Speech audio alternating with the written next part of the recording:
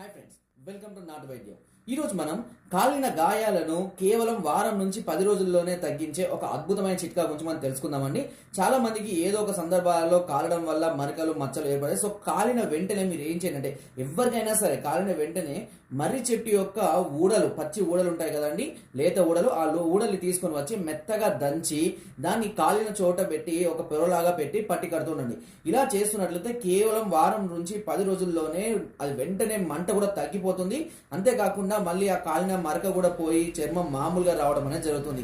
So ఇది చాలా అద్భుతమైన చిట్కా అండి. ఏదైనా సరే సందర్భంలో చెయ్యి కాలిన, కాలు ఏ ప్రదేశంలో ఎంత తీవ్రంగా కాలినా సరే నేను చెప్పిన విధంగా ఈ మర్రి ఊడలను కనుక పెట్టినట్లయితే తప్పకుండా ఆ ప్రాంతం అంతా కూడా తిరిగి మళ్ళీ నార్మల్ గా శరీరం రావడం అనేది జరుగుతుంది. కానీ చాలా రోజుల తర్వాత ఆయన మరకల్ని పెడితే మాత్రం పెద్దగా ఫలితం అయితే ఉండకపోవచ్చు.